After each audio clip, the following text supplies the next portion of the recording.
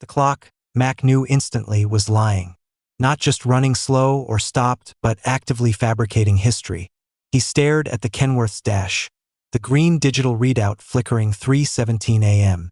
Yet, the memory, his last clear, concrete memory, was of checking his logbook just past midnight, pulling off Highway 93 near Alamo, Nevada, to stretch his legs and wait out a sudden, strange patch of swirling fog.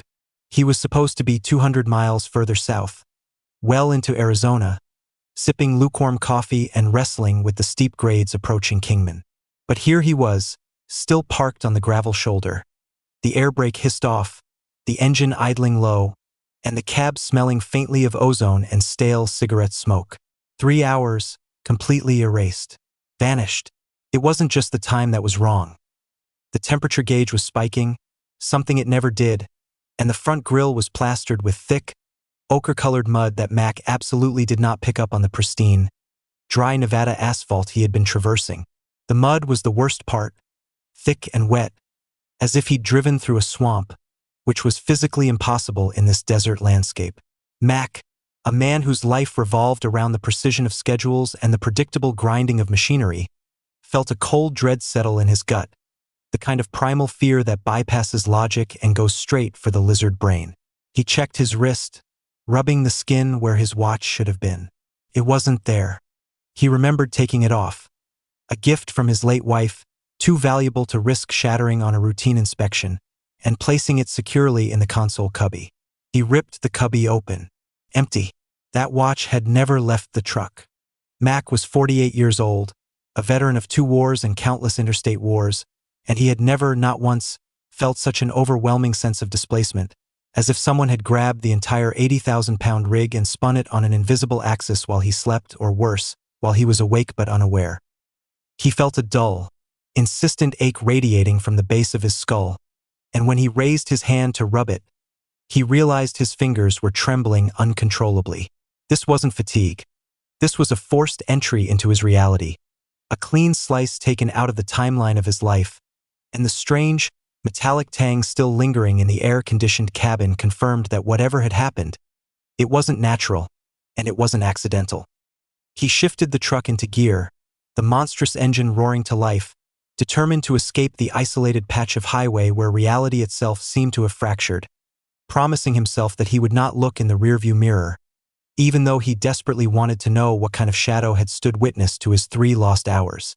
The recollection of the moments just before the blackout was agonizingly slow and fragmented, like trying to piece together shards of thick, shattered glass in the dark.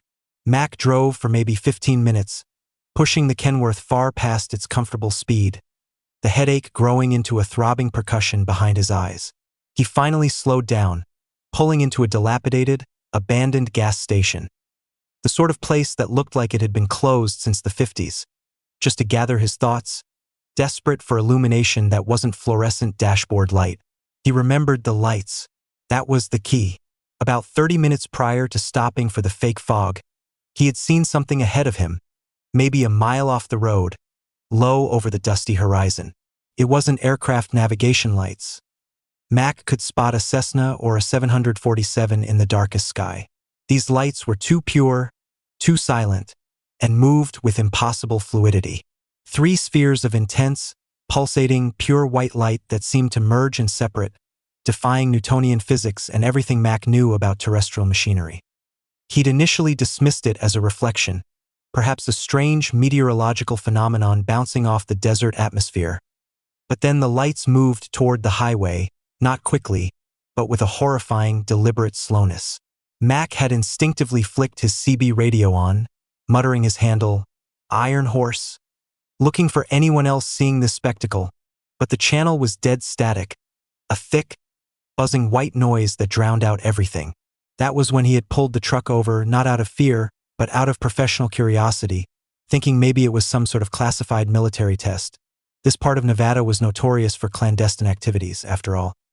He cut the engine, killed the running lights, and stepped out onto the gravel shoulder, the dry desert night air suddenly feeling thick and charged.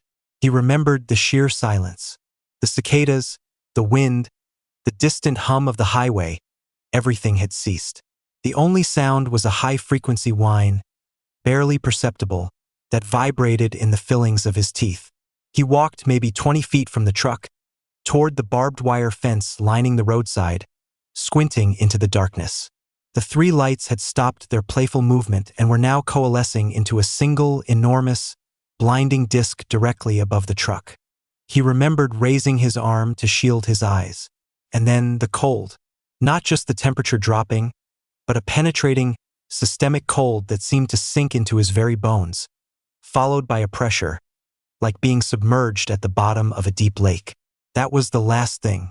The pressure, the blinding light, and the terrifying, paralyzing realization that he was no longer alone. The void swallowed him whole, a profound, immediate cessation of sensory input, yet somehow accompanied by the sensation of rapid, impossible movement. Mac's memory leaped directly from the intense cold and light on the shoulder of Highway 93 to the engine idling 3 hours later. The gap was a terrifying abyss. As he continued driving away from the site, the rising sun beginning to paint the distant mountains in shades of burnt sienna and rose, Mac started cataloging the impossible details that suggested not just a break in continuity, but external interference. He needed to prove to himself he hadn't merely fallen asleep at the wheel, hallucinated, or suffered a minor stroke. First, the logbook. Not only was the timestamp impossible, but the entire page spanning the missing hours was gone, torn out cleanly as if by a razor blade.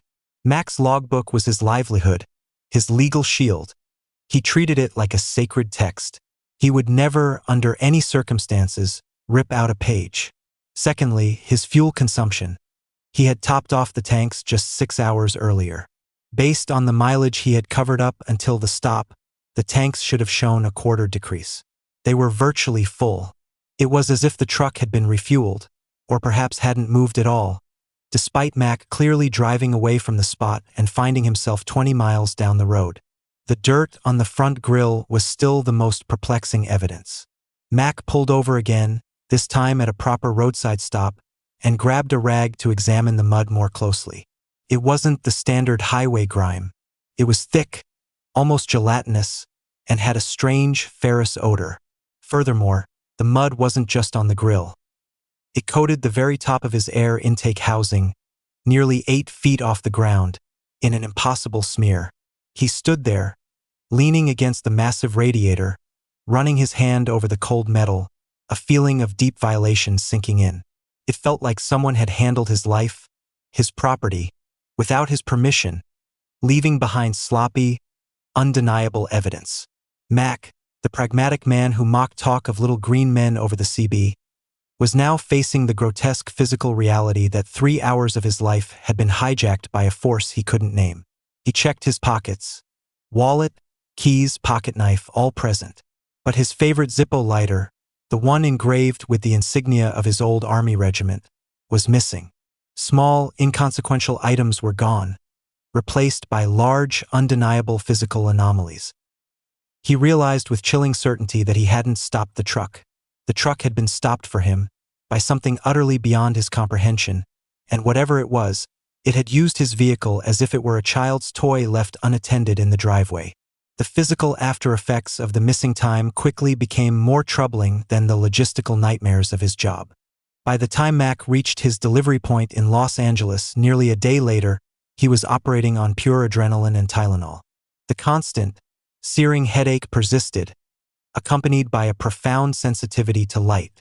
But the most alarming symptom wasn't internal. It was external. When he stripped off his denim shirt for a shower in the trucking depot's communal bathhouse, he saw them. 3 perfectly circular, dime-sized puncture marks on his inner right forearm, positioned in a neat, symmetrical triangle. They weren't abrasions or insect bites. The skin was healed, smooth, and slightly discolored, suggesting they were not fresh wounds, but perhaps 3 or 4 days old, even though Mac had no memory of receiving any injury. He pressed his thumb against them. They were tender, yielding a faint electrical tingle that shot up his arm. Mac stared at his reflection in the steamed-up mirror, the image of the weary, distrustful trucker staring back, and a wave of nausea hit him so powerfully he had to brace himself against the cold tile wall. This wasn't a dream. This wasn't fatigue. This was proof carved into his own flesh. He dressed quickly, pulling the sleeves down, covering the strange marks, suddenly terrified that someone might see them and demand an explanation he couldn't possibly provide. He tried calling his family doctor back in Ohio, but of course it was too late in the evening. He settled for the advice of a skeptical friend, a mechanic named Sal he'd known for years, who chalked it up to stress and maybe a spider bite. But Mac knew better. Spiders don't cause 3 hours of memory loss and metallic mud on the roof of a semi. He started to examine his own behavior during the time immediately following the event. He remembered driving, yes, but he couldn't recall specific road signs, specific radio broadcasts, or the specific thoughts that occupied those 3 crucial hours. It was a blank tape, except for a single terrifying image that kept flashing behind his eyelids. A long, narrow corridor, lit by an oppressive, clinical white light, and the sensation of floating, completely detached from gravity, completely unable to move or resist. The coldness associated with that image was palpable, making his teeth chatter even in the warm California air. He realized that the missing time wasn't empty. It was aggressively sealed off, a locked compartment in his mind, and whatever key opened it was not one he possessed. The terror wasn't just about what happened, but the knowledge that it could happen again, anytime, anywhere, reducing his hard-won existence to nothing more than 3 hours of unexplained servitude to an unknown, silent presence. Driving the empty miles back eastward, the massive truck now feeling less like a fortress and more like a cage, Mac began to feel the true weight of isolation. The vastness of the American West, usually comforting, now felt menacingly empty, an endless stage perfect for clandestine operations and silent abductions. He became paranoid, constantly checking his rearview mirrors, scanning the skies not just for traffic, but for impossible light configurations. Every time a car sped past, he braced himself, half expecting some dark sedan to pull him over, men in crisp, dark suits demanding he forget what he saw. He knew the feeling of being watched, having spent years on surveillance missions overseas, and that same insidious sensation now permeated his every waking hour. He started drinking heavily at night, a habit he'd kicked years ago, just to quiet the noise in his head. The constant high-pitched ringing that was now a permanent fixture of his auditory landscape. The pressure to explain the 3 missing hours to the logistics company was also mounting. The discrepancy in the logbook, despite the page being gone, raised red flags. Mac, usually meticulously organized, suddenly looked careless, irresponsible. He managed to weave a hasty tale about an unforeseen road closure and a massive detour through unpaved backroads, but the lie felt flimsy, tasting like ash in his mouth. He knew that the truth, however outlandish, was that he had been taken, examined, and returned, his life reset like a faulty clock. But who would believe a working-class trucker prone to seeing mirages in the desert? He was alone in this experience, a single voice shouting into the void. This profound sense of loneliness made him reach out once more, this time not to a skeptic, but to a radio host he had heard late one night, a man named Art, who ran a show dealing in the weird and unexplained. Mac used a payphone outside a dusty diner in Flagstaff, masking his voice, using his handle, Iron Horse, and simply recounting the facts. The time jump, the circular puncture wounds, the impossible mud. He didn't ask for belief, only for a possible explanation. The host listened patiently, suggesting missing time was a classic indicator of high strangeness encounters, urging Mac to seek professional help, specifically recommending a specialized therapist known for hypnotic regression. It was a terrifying proposition. To willingly dive back into the black hole of those 3 hours felt like inviting the unknown back into his life. But the alternative, living forever with a 3-hour hole in his soul, was slowly driving him insane. He needed to know what those geometric scars meant. He needed the truth. And that brings us to the core mystery of Mac's plight, a question that lingers long after the engine is shut down and the highway lights fade. When reality is demonstrably breached, when physical evidence contradicts all known scientific law, does the pursuit of the impossible truth justify the psychological destruction that might follow? Do you believe the evidence of your own eyes and body, even if society calls you mad? Tell us in the comments below, have you ever encountered a situation where objective proof met impossible phenomenon? And what did you choose to believe? The decision to contact Dr. Eleanor Vance, the recommended specialist, was not made lightly. It involved an 800-mile detour and a level of emotional vulnerability Mac hadn't permitted himself since the war.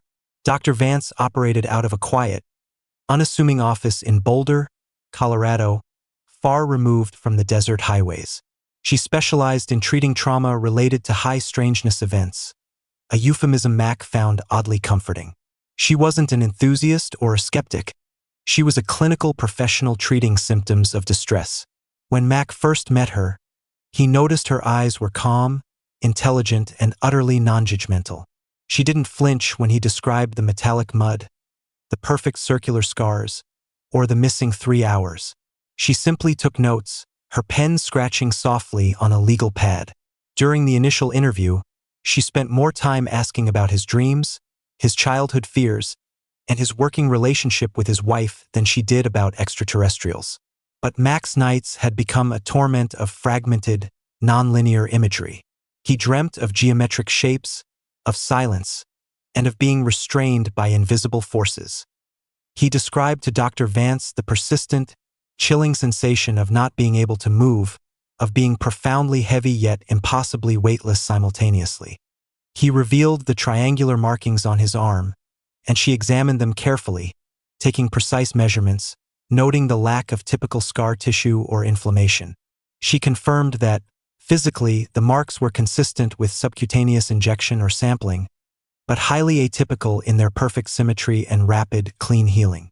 Mac felt a strange relief simply having someone acknowledge the physical proof.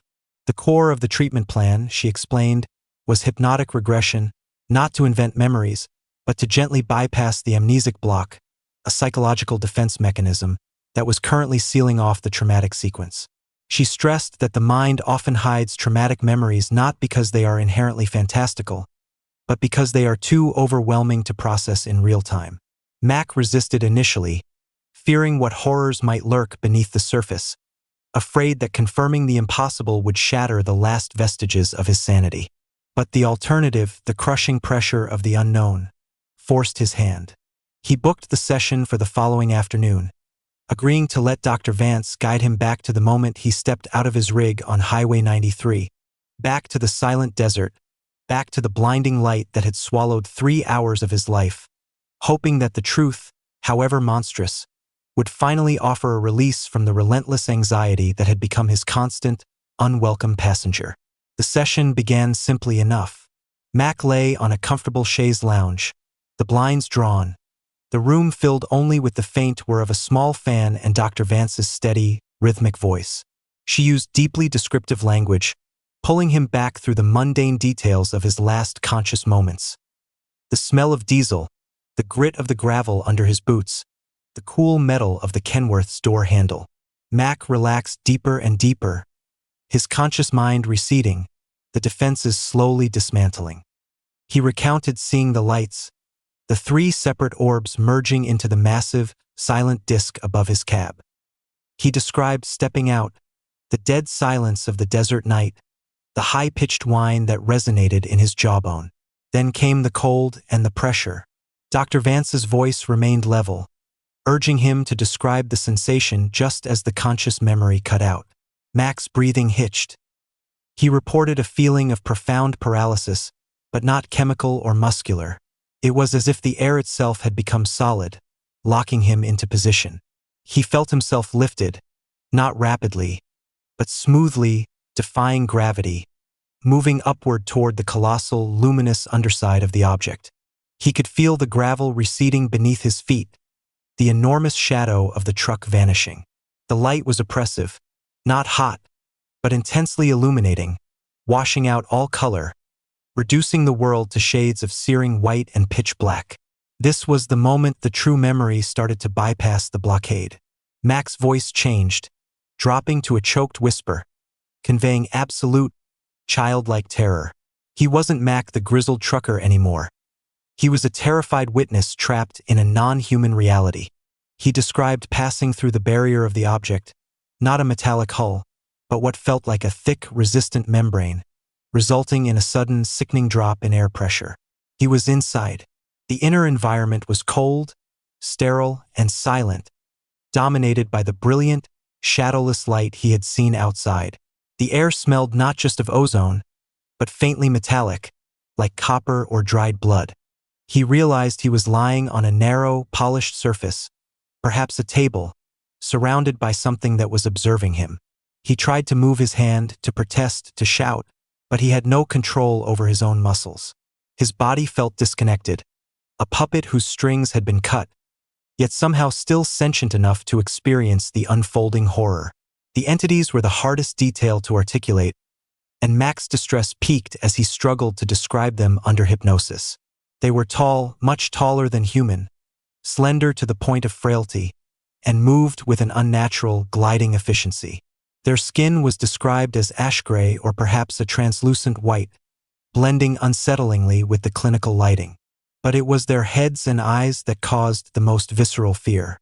Their heads were disproportionately large, smooth, hairless, and dominated by enormous, almond-shaped eyes that seemed utterly black, reflecting no light, suggesting a depth and age Mac found incomprehensible.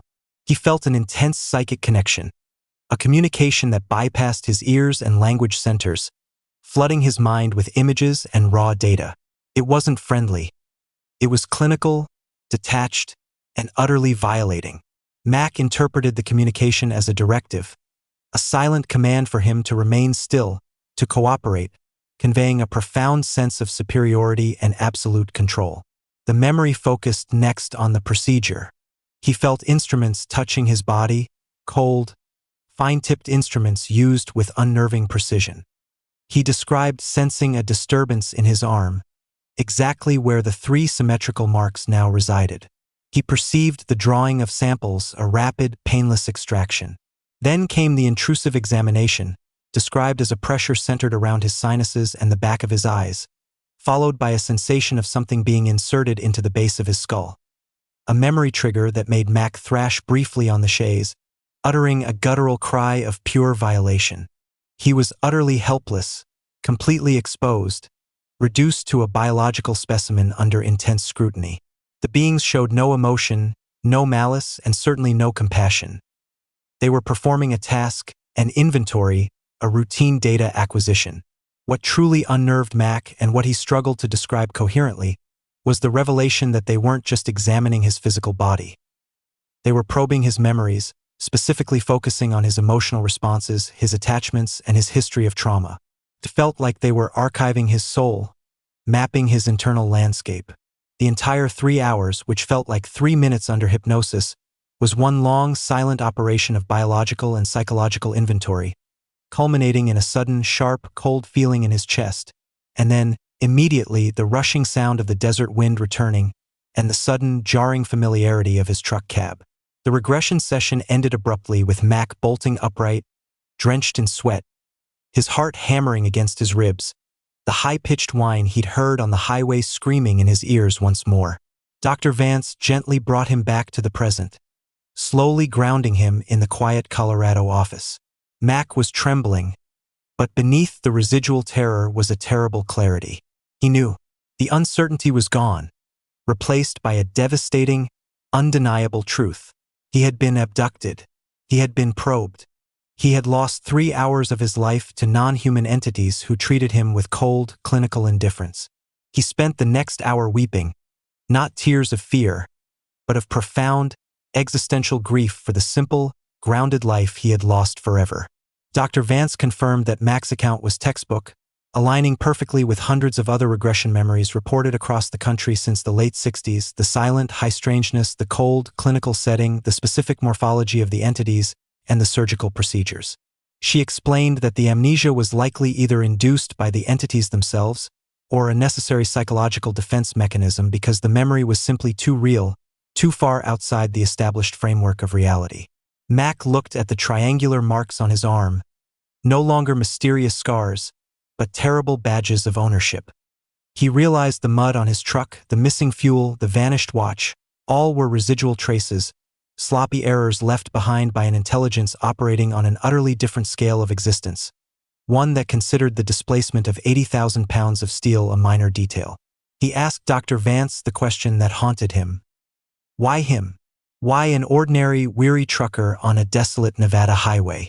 She couldn't provide a definitive answer, only speculating that these interactions often seem tied to proximity, opportunity, and perhaps, most chillingly, genetic or emotional markers they were tracking over generations. Mac left Colorado a broken man, but a man who finally possessed the terrifying facts.